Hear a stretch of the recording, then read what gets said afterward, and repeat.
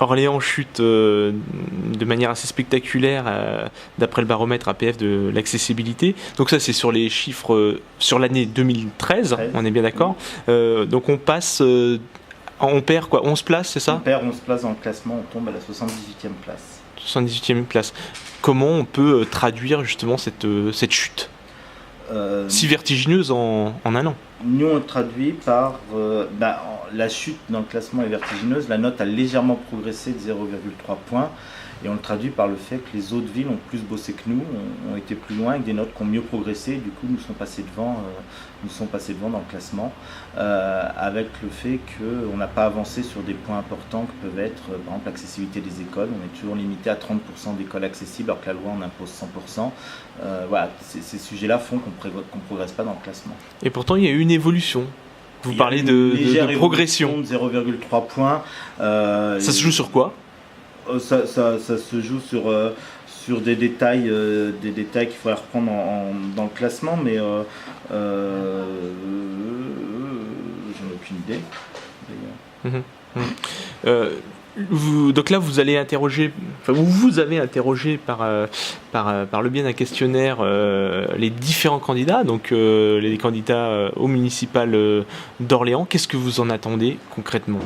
On en attend concrètement avant tout qu'ils réfléchissent à la question du handicap autrement que leur schéma habituel. C'est-à-dire qu'aujourd'hui, on limite le handicap à l'accessibilité et à des questions sociales ou de santé. Nous, on veut leur faire comprendre que le handicap, c'est transversal dans une mairie, ça touche tous les élus et qu'il faut que chaque sujet comporte un volet handicap. Donc c'est vraiment sur cette question-là, il y a environ 8 ou 9 thématiques différentes que sont la solidarité, l'emploi, la scolarité, bien sûr l'accessibilité, aussi la santé, le lien social, et qu'on souhaite savoir comment sur ces thématiques-là, ils souhaitent mettre en place une politique du handicap. D'autant qu'au 1er janvier 2015, date clé en matière d'accessibilité, encore une fois, tous les commerces, tous les cabinets médicaux, etc., devront être accessibles, donc devront répondre aux normes d'accessibilité. Oui, au 1er janvier 2015, la date reste encore aujourd'hui d'actualité.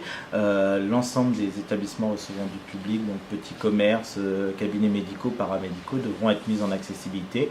Il reste très peu de temps, il reste moins de 350 jours et il faut se dépêcher pour que les choses soient faites. C'est aux mairies de sensibiliser leurs commerçants, enfin les commerçants des villes, pour justement passer ce cap.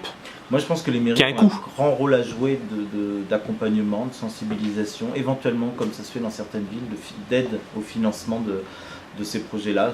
C'est à toute la société de se mobiliser et les mairies en premier acteur.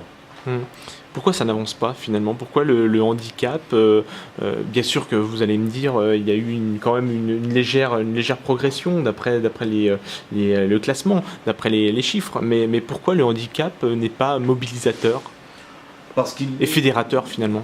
Parce qu'il concerne une minorité quand même de personnes, quoi qu'il en soit. On parle de 10-12% de la population et que personne n'a vraiment envie de prendre en compte, et ça depuis des années, la question du handicap. On voit dans les différents gouvernements qui ont été mis en place. Ça va faire 40 ans qu'on attend la mise en accessibilité de la France, puisque la première loi date de 1975. Et depuis 1975, personne n'a vraiment pris le chantier à bras-le-corps pour avancer. C'est un petit peu la patate chaude de la politique. Et tant que personne ne prendra ces questions-là au sérieux et tout ce qui va derrière, parce que derrière, ça veut dire de la discrimination, de l'exclusion, l'empêchement, l'isolement des personnes.